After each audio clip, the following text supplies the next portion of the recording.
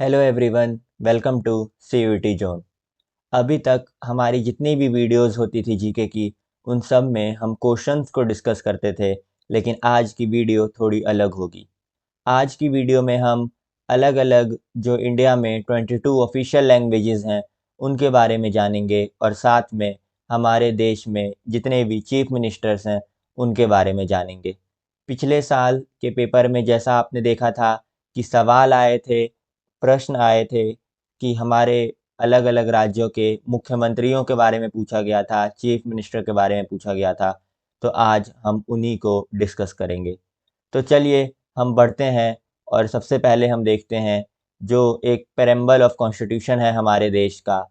उसकी पहली लाइन है, India a union of states is sovereign secular democratic Republic with a parliamentary system of government. ये line आपने अक्सर देखा होगा या सुना होगा। हमारी एनसीईआरटी की पुस्तक में भी ये लिखा रहता है। ये प्रेम्बल ऑफ कॉन्स्टिट्यूशन है, यानी कि भारत के कॉन्स्टिट्यूशन की आत्मा, भारत के संविधान का सोल। हमारे यहाँ 28 स्टेट्स हैं और 8 केंद्र शासित प्रदेश हैं, यानी कि 28 स्टेट्स हैं और 8 यूनियन टेरिटरीज़ हैं। हमारे यहाँ पे जो प्रेसिडेंट हैं वो यूनियन टेरिटरी में उनका इन्वॉल्वमेंट रहता है, और वो वहाँ पे लेफ्टिनेंट गवर्नर को जो है उन्हें अपॉइंट करते हैं, और वो सेंट्रल गवर्नमेंट के रिप्रेजेंटेटिव होते हैं।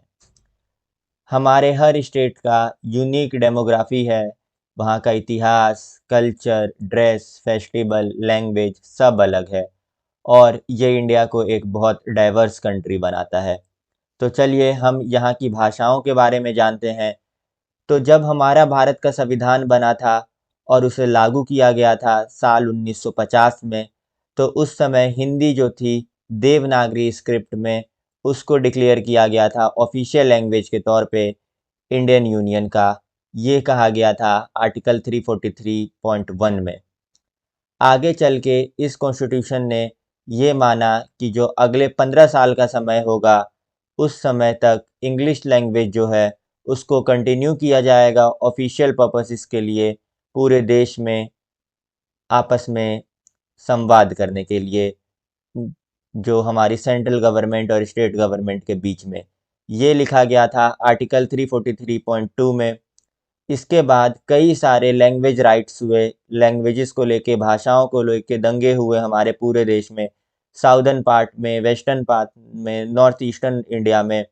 और 1960s में जाके एक अमेंडमेंट किया गया, जो कि था जिसने हमारे कॉन्स्टिट्यूशन में 22 ऑफिशियल लैंग्वेजेस को जोड़ा, और उनको शेड्यूल्ड लैंग्वेजेस बोला गया। जो शेड्यूल्ड लैंग्वेजेस है, उसे रेफ़र किया जाता है 8th schedule of Indian constitution में। इंडियन कॉन्स्टिट्यूशन जो है उसके अंदर कई सारे शेड्यूल्स हैं, लेकिन जो हमारा 8th शेड्यूल है वो ऑफिशियल लैंग्वेजेस को रिकॉग्नाइज़ करता है। हमारे यहाँ पे जो 8th शेड्यूल के हिसाब से इंडियन कॉन्स्टिट्यूशन में टोटल 22 लैंग्वेजेस हैं, जिनमें से सबसे ज़्यादा जो बोली जाती है वो है हिंदी, फिर है बंगाली, फिर है मराठी, तेलुगु, तमिल, गुजराती, उर्दू, और इस तरीके से आपको कई सारी भाषाएं मिलेंगी। जैसा कि मैंने आपको बताया थोड़ी देर पहले, हिंदी जो है वो हमारी सबसे ज़्यादा बोली जाने वाली भाषा है हमारे देश में। 2011 के सेंसस के अकॉर्डिंग हमारे देश में जो हिंदी बोलने वालों की संख्या थी वो थी 52 करोड़ 83 लाख 47,193। और वहीं अगर हम इसको कंपेयर करें साल 2001 के सेंसस से, तो ये थी 42 करोड़ 20 लाख 48,642। तो आप देख सकते हैं कि लगभग 10 सालों में 10 करोड़ हिंदी स्पीकिंग लोगों की जो संख्या थी वो बढ़ गई है। इसी तरीके से बंगाली जो है, जो बंगाली लैंग्वेज है, उसको 2011 में बोलने वालों की संख्या थी 9 करोड़ 72 लाख 37,670, यानी कि 9 करोड़ 72 लाख 37,670। वहीं पे अगर हम देखें इसको, नंबर ऑफ स्पीकर्स को 2001 के सेंसस में, तो ये था 8 करोड़ 33 लाख 69,769। तो यहाँ पे आप देख सकते हैं कि हिंदी से ज़्यादा स्पीकर्स जो हैं वो बंगला लैंग्वेज के, बंगाली लैंग्वेज के बढ़ गए हैं। वहीं मराठी, तेलुगु, तमिल, गुजराती हर लैंग्वेज में हम देखेंगे कि स्पीकर्स जो हैं वो बढ़ गए हैं। मैं आपको एक सीरीज़ में बता देता हूँ 22 लैंग्वेजेस को, आप नोट कर लीजिएगा। हिंदी, बंगाली, मराठी, तेलुगु, तमिल, गुजराती, उर्दू, कन्नड़, उड़िया, मलयालम, पंजाबी, असमी, मैथिली, सांतली, कश्मीरी, नेपाली, सिंधी, डोगरी, कोंकणी, मैथई, बोडो और संस्कृत। संस्कृत जो है उसको बोलने वाले लोगों की संख्या जो थी 2011 के सेंसस में वो थी 24,821 और 2001 के सेंसस में 14,135। ये सभी डेटा जो मैंने आपको बताया है ये registrar general and census commissioner के रिकॉर्ड्स के अकॉर्डिंग बताया है। तो ये था हमारे भारत के देश के ऑफिशियल लैंग्वेजेस के बारे में। अब हम बढ़ते हैं हमारे डांस फॉर्म्स के लिए। डांस फॉर्म्स की तरफ जब हम बढ़ते हैं तो हम जितने भी ऑफिशियल डांसेस हैं, जितने भी फोक डांसेस हैं, उनके बारे में हम अगली वीडियो में डिस्कस करेंगे, जिसमें हम सभी डांसेस को बहुत डिटेल में समझेंगे कि कौन सा डांस कहाँ पे किया जाता है। और अक्सर हर एग्ज़ाम में, सिर्फ सीयूईटी में नहीं, आप जिस भी एग्ज़ाम को देने के लिए जाइएगा, आपको अक्सर एग्ज़ाम्स में ये दिख जाएगा कि डांस फॉर्म से रिलेटेड सवाल ज़रूर पूछे जाते हैं। और यह काफ़ी मुश्किल होता है बच्चों के लिए समझ पाना कि कहाँ पे कौन सा डांस होता है, इसको याद कर पाना। तो इसको बहुत अच्छे से मैं ट्राई करूँगा हमारी अगली वीडियो में समझने का। तो चलिए हम अगले सवाल की तरफ बढ़ते हैं। हमारा अगला, माफ़ कीजिएगा, बार-बार हम सवालों को ही डिस्कस करते थे वीडियो में, इसीलिए बार-बार सवाल बोल देता हूँ मैं। लेकिन आज हम डिस्कस करेंगे सवालों को नहीं, चीज़ों को डिस्कस करेंगे। तो सबसे पहले आ जाता है दिल्ली। तो देखिए, दिल्ली क्या है? तो जो दिल्ली का इतिहास है, उसको हम ट्रेस कर सकते हैं 6th सेंचुरी बीसी से, जब इसको इंद्रप्रस्थ के नाम से जाना जाता था, जहाँ पे पांडव रहते थे। पांडव्स जो थे वो रहते थे महाभारत एपिक के अकॉर्डिंग। लेकिन सेंचुरीज़ के दौरान, ओवर द सेंचुरीज़, दिल्ली जो है उसे कई सारे रूलर्स के द्वारा रूल किया गया। बहुत सारे एम्पायर्स, किंगडम्स बने दिल्ली में, जैसे कि मौर्यन एम्पायर, गुप्ता एम्पायर, दिल्ली सल्तनत, मुगल एम्पायर और ब्रिटिश राज। 12th सेंचुरी में जो पहले मुस्लिम इन्वेजन हुआ था, जो इंडिया के अंदर जो शुरू हुआ था, उसने दिल्ली सल्तनत को इस्टेब्लिश किया था 1206 में कुतुबुद्दीन ऐबक के द्वारा। जो दिल्ली सल्तनत था उसको फिर मुगल एम्पायर ने हटाया, मुगल एम्पायर ने फिर वहाँ रूल किया। और इसके बाद मुगल एम्पायर, याद रखिएगा, बाबर के द्वारा शुरू किया गया था 1526 में। और मुगल पीरियड एक ऐसा समय था जो कि कल्चरल और आर्टिस्टिक अचीवमेंट लेके आया था। कई सारे नोटेबल रूलर्स थे उस समय के जिन्होंने इस चीज़ को काफ़ी बढ़ावा दिया था, जैसे कि अकबर द ग्रेट और शाहजहां।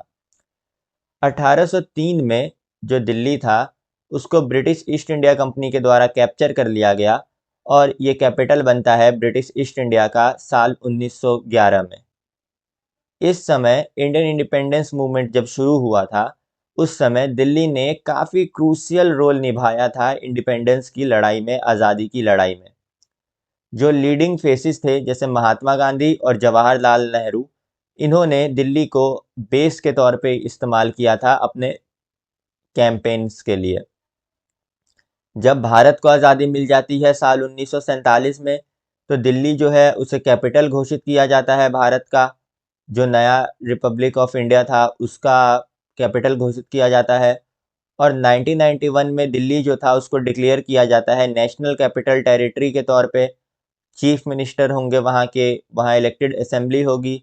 और आज दिल्ली जो है वो एक मेट्रोपॉलिटन सिटी है। इसका एक बहुत बड़ा इतिहास है, एक बहुत बड़ा कल्चरल हेरिटेज है ये, जो कि पूरी दुनिया से हज़ारों लाखों टूरिस्ट को अपनी तरफ आकर्षित करता है। और दिल्ली के अंदर जो मोस्टली पॉपुलेशन है वो सब भारत के अलग अलग स्टेट से माइग्रेट होके आई है। और वो सब माइग्रेट होके आए हैं अच्छी अपॉर्चुनिटीज़ के लिए, और दिल्ली उनको एक अच्छी अपॉर्चुनिटीज़ प्रोवाइड भी कराता है। तो हम जब अगले स्लाइड पे बढ़ते हैं तो हमें यहाँ दिखते हैं दिल्ली के चीफ मिनिस्टर, जिनका नाम है अरविंद केजरीवाल। इन्होंने, अरविंद केजरीवाल कौन है? तो देखिए ये एक इंडियन पॉलिटिशियन है और ये अभी दिल्ली के चीफ मिनिस्टर हैं। ये 2015 से जो हैं वो दिल्ली के चीफ मिनिस्टर हैं। ये लीडर हैं आम आदमी पार्टी के, जिसे आम बोलचाल की भाषा में आप भी बोला जाता है। ये एक पॉलिटिकल पार्टी है जिसकी शुरुआत 2012 में हुई थी और इसका मेन फोकस जो था वो था एंटी करप्शन और गुड गवर्नेंस। इस पॉलिटिकल करियर को शुरू करने से पहले केजरीवाल जो थे वो सिविल सर्वेंट के तौर पे काम करते थे इंडियन रेवेन्यू सर्विसेज में कई सालों तक।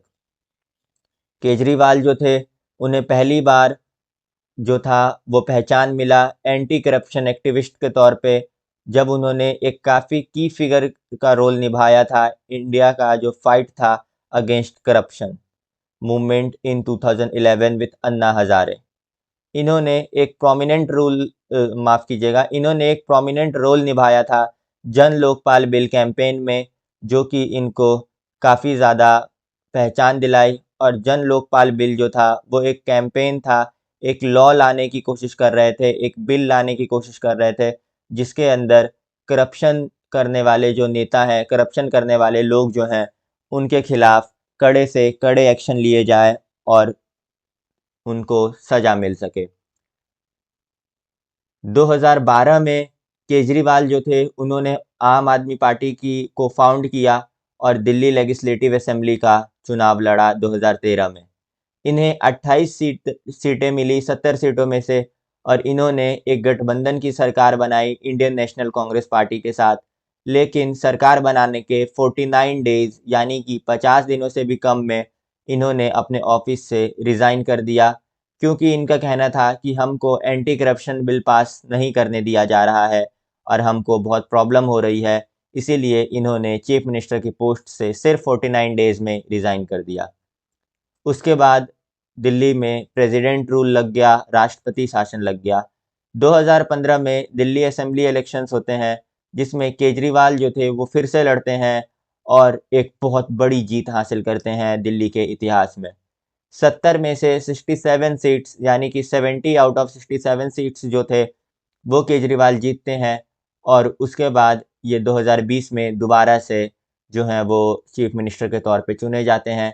केजरीवाल जो फेमस हैं, इन्होंने कई सारे इनिशिएटिव्स लिए हैं, उस वजह से ये काफ़ी फेमस है और इनके इनिशिएटिव्स भी बहुत ज़्यादा फेमस है, ना कि सिर्फ हमारे देश में बाकी विदेशों बल्कि विदेशों में भी।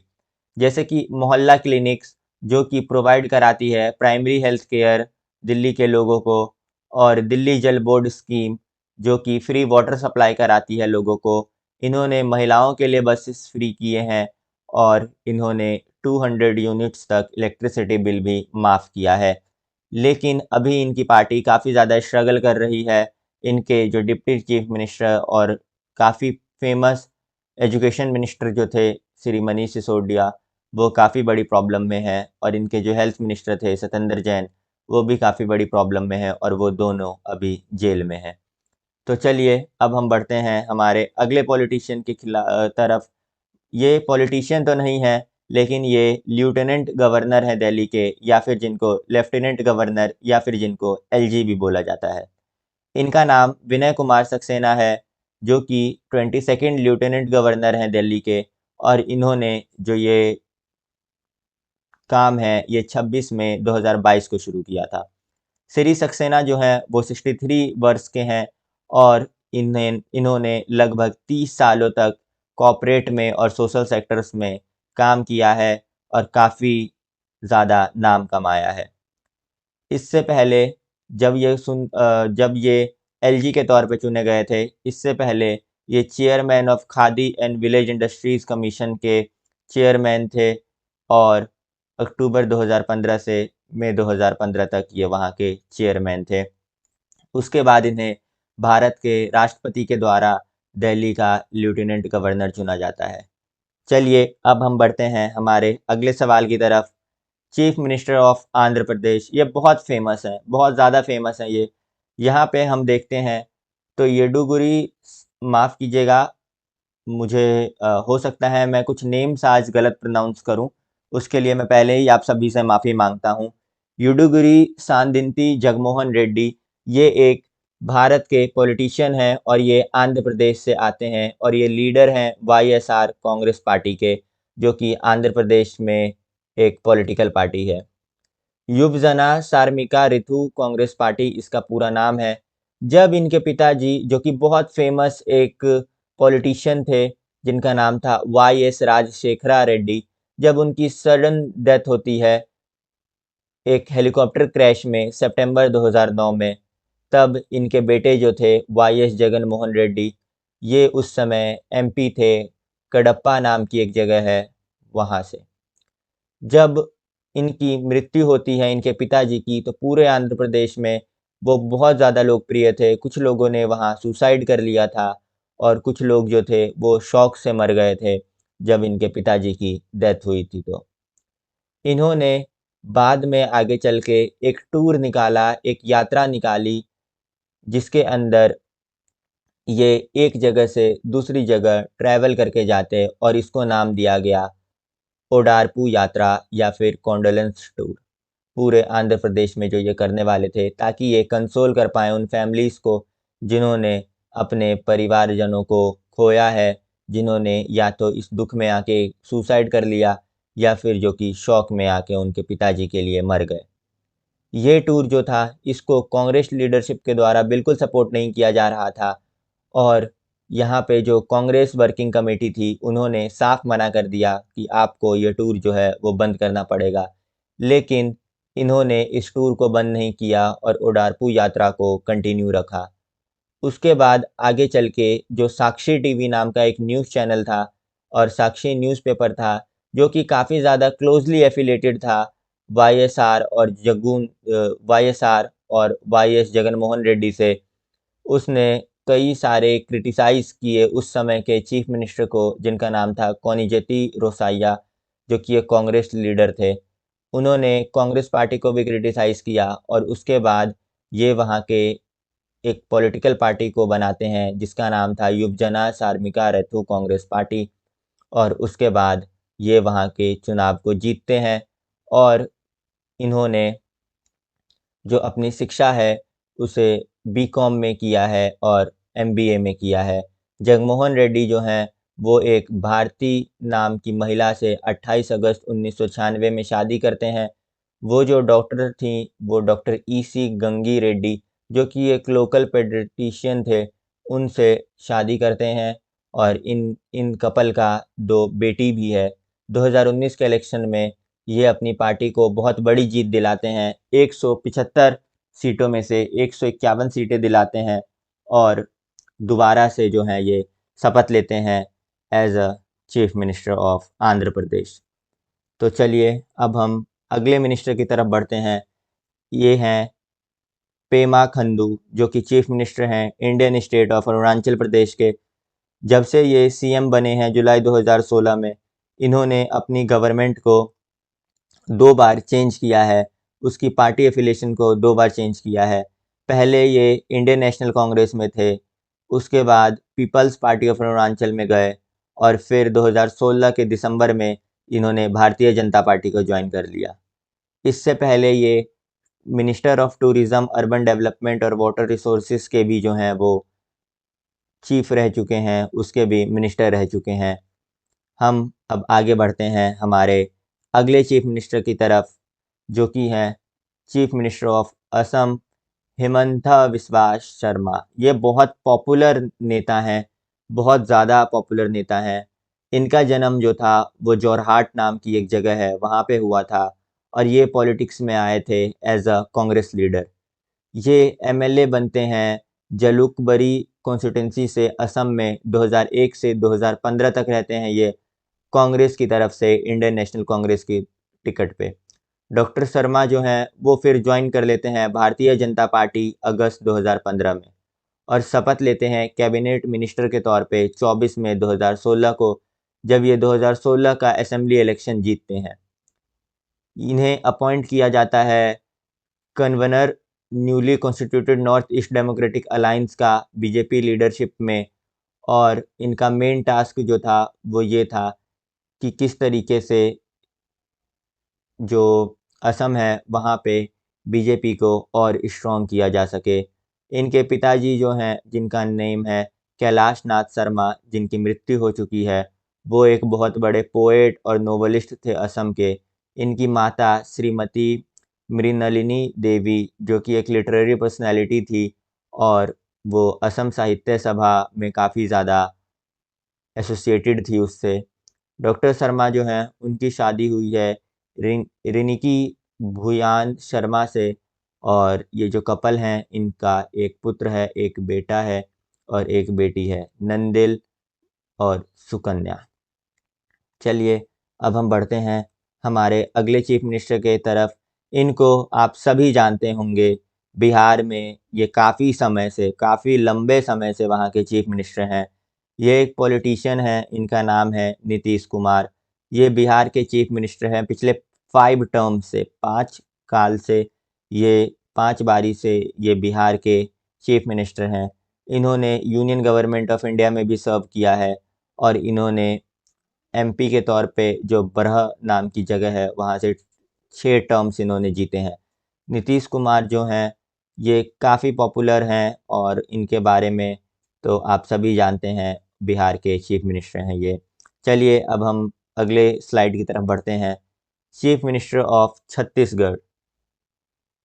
तो देखिए, यहाँ पे जब हम इनके बारे में देखते हैं, तो ये थर्ड चीफ मिनिस्टर हैं छत्तीसगढ़ के, मिस्टर भूपेश बघेल। इनका जन्म जो है वो 23 अगस्त 1961 में हुआ था, कैपिटल जो है रायपुर में। इनके पिता मिस्टर नंद कुमार बघेल एक प्रोग्रेसिव फार्मर थे, और वहीं पे जो ये खुद हैं मिस्टर बघेल, वो एमएलए बनते हैं मध्य प्रदेश से, अनडिवाइडेड मध्य प्रदेश से, और पहली बार 1993 में। ये 1998 में मध्य प्रदेश असेंबली से फिर चुने जाते हैं, 2003 में चुने जाते हैं, 2013 में जो छत्तीसगढ़ नया स्टेट बना था, वहाँ से चुने जाते हैं, और ये वहाँ के चीफ मिनिस्टर बनते हैं फिर। और इनके बारे में ज़्यादा पूछा नहीं जाता है, और ज़्यादा डिटेल में हमें जानने की ज़रूरत भी नहीं है। चलिए अब हम बढ़ते हैं हमारे अगले सवाल की तरफ, जो कि है चीफ मिनिस्टर कौन है गोवा के? प्रमोद सावंत। 28 मार्च 2022 को प्रमोद सावंत जो थे, उन्होंने चीफ मिनिस्टर ऑफ गोवा के तौर पे दूसरी बार शपथ लिया था, और ये जो शपथ समारोह था, इसे डॉक्टर श्यामा प्रसाद मुखर्जी स्टेडियम में किया गया था। इनके साथ जो प्राइम मिनिस्टर नरेंद्र मोदी हैं, और भी जो बड़े नेता हैं बीजेपी के, जैसे कि अमित शाह, नितिन गडकरी, और नेशनल प्रेसिडेंट जो थे जेपी नड्डा, वो सभी आए थे, और उस फंक्शन में, उस शपथ समारोह में, जब प्रमोद सावंत ने शपथ लिया था। आप सभी को कमेंट करके बताना है। आज का पहला सवाल है आपके लिए कि गोवा जो है हमारा राज्य, उसके कैपिटल का क्या नाम है? गोवा के राजधानी का क्या नाम है? साथ में आपको ये भी बताना है कि गोवा भारत का हिस्सा कब बना था? गोवा भारत का एक स्टेट कब बना था? जल्दी जाइए और जाके कमेंट करके बताइए कि गोवा जो था वो भारत का स्टेट कब बना था। हमारा अगला जो सवाल है, वो है गुजरात के चीफ मिनिस्टर के बारे में, भूपेंद्र रजनीकांत भाई पटेल। ये जो हैं, इन्होंने हिस्ट्री क्रिएट कर दी गुजरात के अंदर, जब ये फर्स्ट टाइम एमएलए बने हैं, और ये मेंबर हैं भारतीय जनता पार्टी के। मिस्टर पटेल जो हैं, इन्होंने एक बहुत लंबी जर्नी तय की है काउंसलर के तौर पे, और ये चीफ मिनिस्टर बने हैं गुजरात के। आपको बताना है कि इस बारी जो इलेक्शन हुआ है, जिसमें बीजेपी जीती है, इस पार्टी के अंदर कौन सी ऐसी पार्टी है जिस पार्टी को नेशनल पार्टी होने का दर्जा मिला है? इस इलेक्शन में कौन सी पार्टी को नेशनल पार्टी होने का दर्जा मिला है? जल्दी जाइए और जाके कमेंट करके बताइए। अब हम बढ़ते हैं हमारे अगले स्लाइड की तरफ, जो कि है हरियाणा के चीफ मिनिस्टर मनोहर लाल खट्टर। इनका जन्म 5 मई 1954 यानी कि 5 मई 1954 को हुआ था। भारत के हरियाणा राज्य के मुख्यमंत्री हैं ये। 26 अक्टूबर 2014 को उन्होंने हरियाणा के 10वें मुख्यमंत्री के रूप में शपथ ग्रहण की थी। मनोहर लाल खट्टर हरियाणा के पहले ऐसे मुख्यमंत्री हैं जो गैर जाट समुदाय से आते हैं। 18 वर्ष बाद वो इस पद पर विराजमान होने वाले पहले गैर जाट नेता हैं। वो भारतीय जनता पार्टी के सदस्य हैं तथा राष्ट्रीय स्वयंसेवक संघ के प्रचारक रह चुके हैं। हरियाणा विधानसभा में वो करनाल का प्रतिनिधित्व करते हैं। 2014 के हरियाणा विधानसभा चुनाव में भारतीय जनता पार्टी की विजय के पश्चात विधायक दल द्वारा उन्हें नेता चुना गया तथा मुख्यमंत्री पद हेतु नामित किया गया। जैसा मैंने अभी बताया था, इनका जन्म 5 मई 1954 को हुआ था। रोहतक के एक गांव में इनका जन्म हुआ था। ये एक आम साधारण से किसान परिवार से आने वाले व्यक्ति हैं जो कि पंजाबी समुदाय से रिलेटेड हैं, ताल्लुक़ रखते हैं। खट्टर का परिवार 1947 के भारत विभाजन के बाद पाकिस्तान से आकर रोहतक जिले के निदाना गांव में बस गया था। खट्टर स्कूल की सभी गतिविधियों में काफ़ी आगे थे। खट्टर डॉक्टर बनना चाहते थे। पढ़ाई के इसी शौक के चलते खट्टर अपने परिवार में 10वीं पास करने वाले पहले सदस्य बने।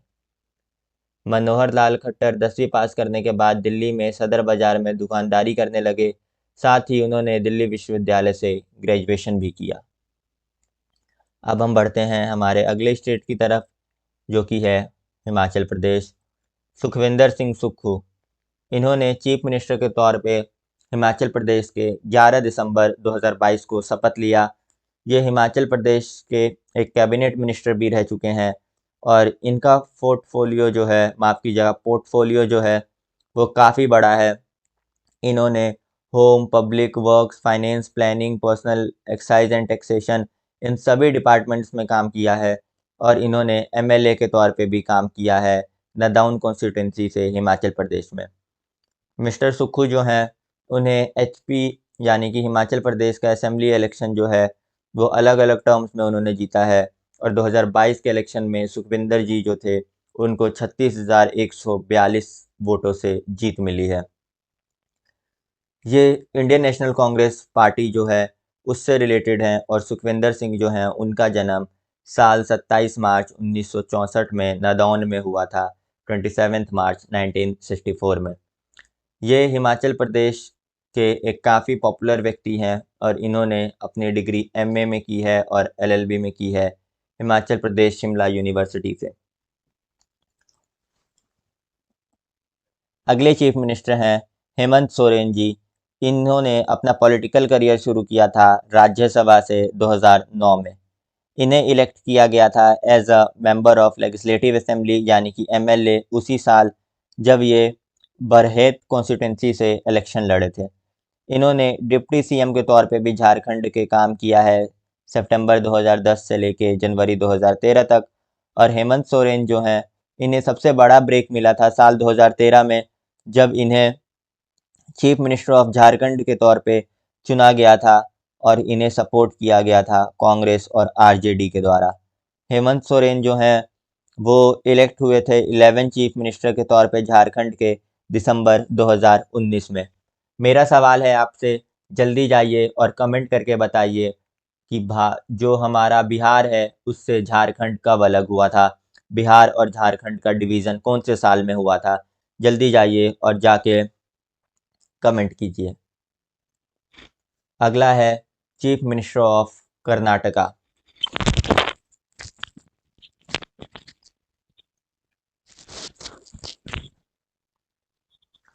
बसवराज सोमप्पा बोमई। ये एक भारत के राजनेता हैं और ये अभी के करंट चीफ मिनिस्टर हैं कर्नाटका के।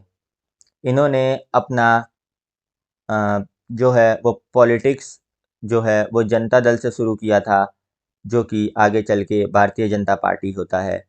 इन्होंने करंटली सर्व किया है मिनिस्टर ऑफ स्टेट के तौर पे, minister of state for home affairs के तौर पे, लॉ डिपार्टमेंट में इन्होंने काम किया है, पार्लियामेंट्री अफेयर्स एंड लेजिस्लेचर के तौर पे इन्होंने काम किया है कर्नाटका के। ये इंचार्ज भी रह चुके हैं हावेरी डिस्ट्रिक्ट के और इन्होंने पहले minister for water resources and corporation के तौर पे भी काम किया है in the government of Karnataka. अगले हैं चीफ मिनिस्टर ऑफ केरला,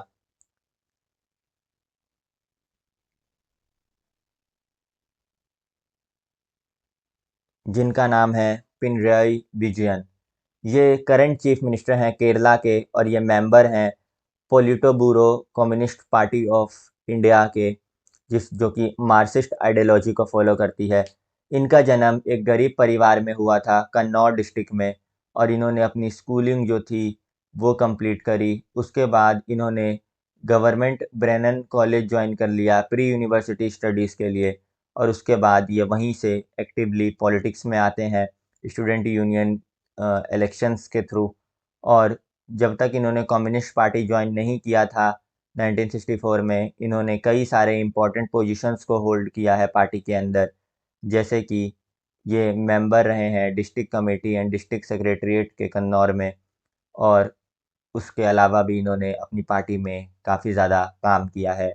और अब हम बढ़ते हैं हमारे अगले चीफ मिनिस्टर के तरफ।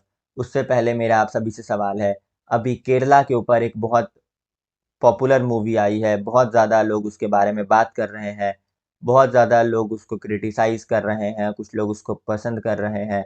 सबकी अपनी-अपनी धारणाएँ हैं, अपनी-अपनी विचारधारा के हिसाब से लोग उस पिक्चर को देख रहे हैं।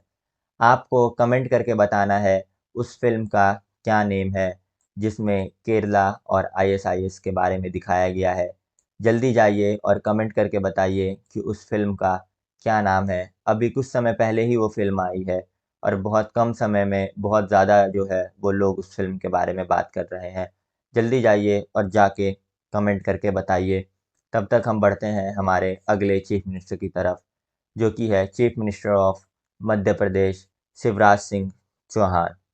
शिवराज सिंह चौहान जो हैं वो फॉर्मर चीफ मिनिस्टर रहे हैं मध्य प्रदेश के, और वो बीजेपी के एक नेता हैं। जब तक इन्होंने बीजेपी को ज्वाइन नहीं किया था, इन्होंने राष्ट्रीय स्वयंसेवक संघ यानी आरएसएस के वॉलंटियर के तौर पे काम किया था। इन्होंने आरएसएस जो था वो 1972 में ज्वाइन किया था, जब ये सिर्फ 13 साल के थे, और उसके बाद ये 5 बार एमपी रह चुके हैं विदिशा लोकसभा कॉन्स्टिट्यूंसी से, और अभी ये फ़िलहाल बुधनी कॉन्स्टिट्यूंसी को रिप्रेजेंट करते हैं, जो कि सीहोर डिस्ट्रिक्ट में है।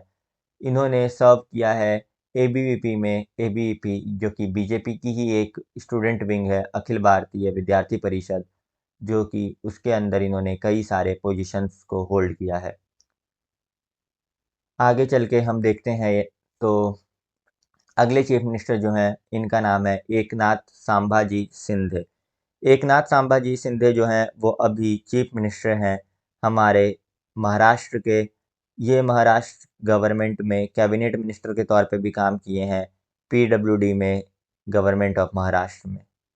करंटली ये एमएलए हैं कोपरी पंचपकदी से, कोई जगह है ऐसी थाने में, महाराष्ट्र में, और ये शिवसेना के भी मेंबर रह चुके हैं।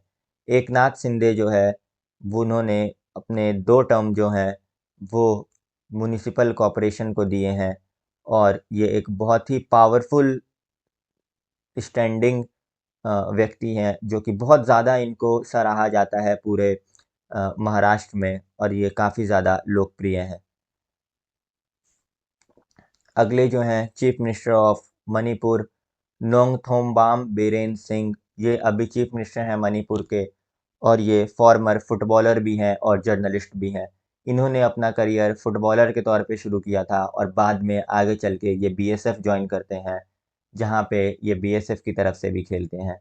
इन्होंने बीएसएफ से रिज़ाइन कर दिया और जर्नलिज़्म की तरफ बढ़ गए। उसके बाद इन्होंने कई सारे न्यूज़पेपर्स में काम किया, और उसके बाद इन्हें जो चीफ मिनिस्टर है उसके तौर पे चुना गया मणिपुर के। इन्होंने अपनी पॉलिटिकल जर्नी जो थी वो शुरू की भारतीय जनता पार्टी के साथ।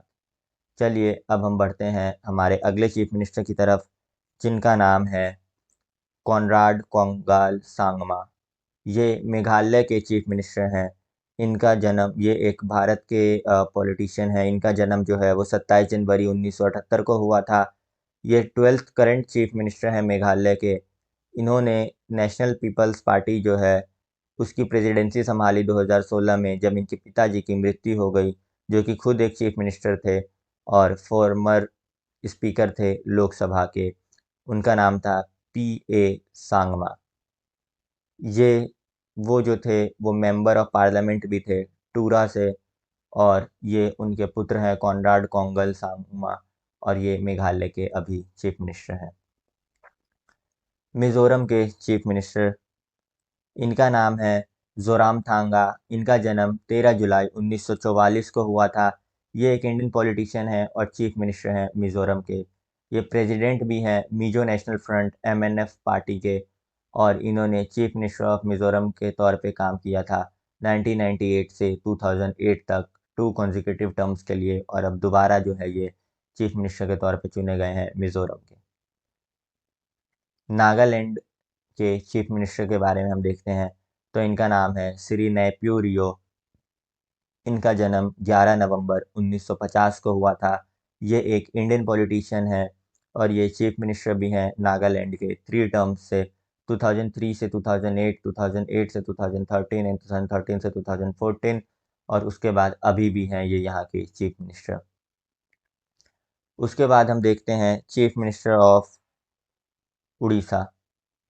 जब इनके पिताजी की मृत्यु हो गई बीजू पटनायक की, जो कि जनता दल के एक नेता थे, उसके बाद नवीन पटनायक जो हैं वो लोकसभा में आते हैं, लोकसभा के इलेक्शन जीतते हैं आस्का पार्लियामेंट्री कॉन्स्टिट्यूंसी से उड़ीसा में, और उसके बाद ये वहाँ के एक मिनिस्टर बनते हैं, और ये मेंबर बनते हैं ministry of steel and mines के, मेंबर बनते हैं स्टैंडिंग कमेटी ऑन कॉमर्स के, और member library committee of parliament के 11th लोकसभा में।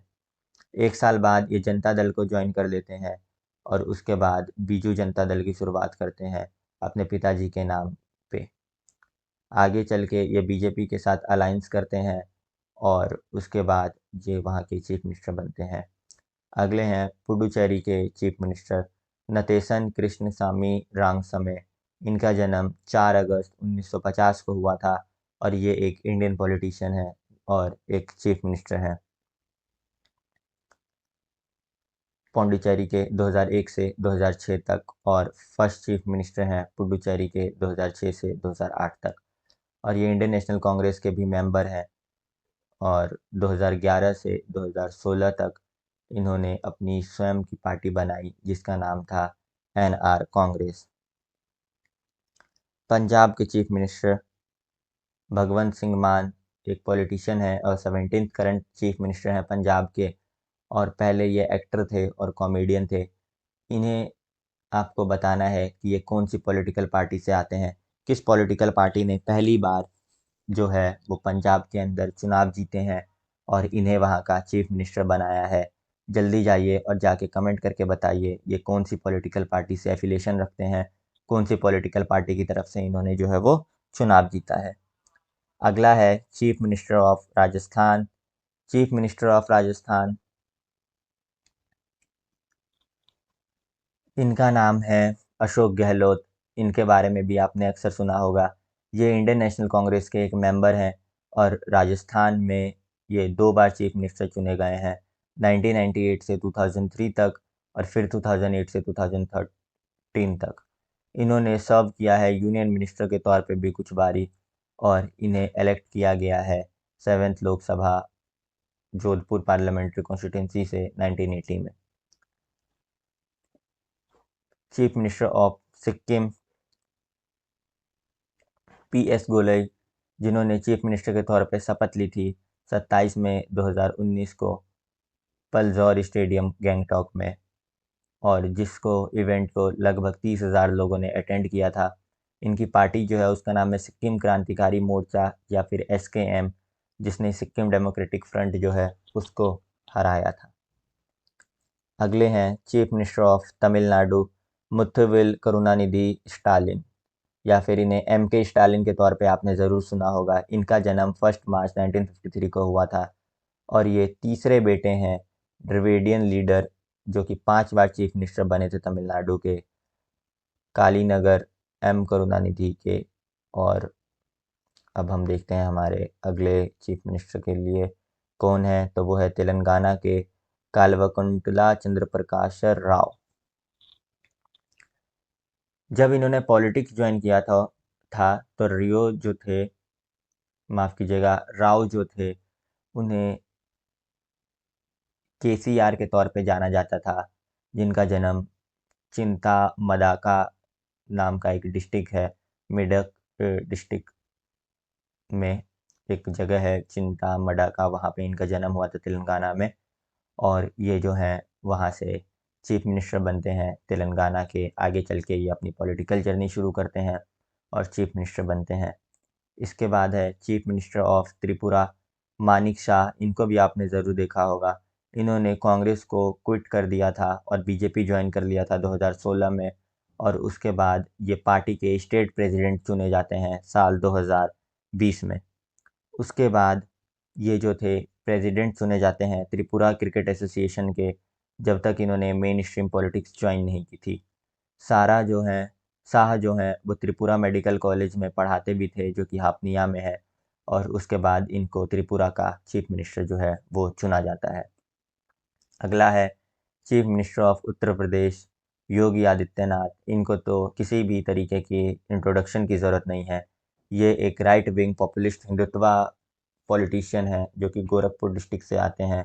करंटली ये चीफ मिनिस्टर हैं उत्तर प्रदेश के, और इनका जन्म जब हुआ था उस समय इनका नाम था अजय मोहन बिष्ट, जो कि पौड़ी गढ़वाल में इनका जन्म हुआ था, जो कि अब उत्तराखंड में है। इन्होंने अपनी ग्रेजुएशन जो है वो साइंस में की है, और अपने स्टूडेंट लाइफ में ही ये काफ़ी ज़्यादा एक्टिवली जो थे वो पार्टिसिपेट करने लगे थे सोशल एक्टिविटीज़ और मूवमेंट्स के अंदर। 22 साल की उम्र में इन्होंने अपना घर परिवार छोड़ दिया और एक मॉन्क बन गए, एक साधु बन गए। और गॉड को वर्शिप करने की जगह इन्होंने बोला कि मैं इधर-उधर घूमूँगा, हर जगह घूमूँगा और अवेयरनेस फैलाऊँगा।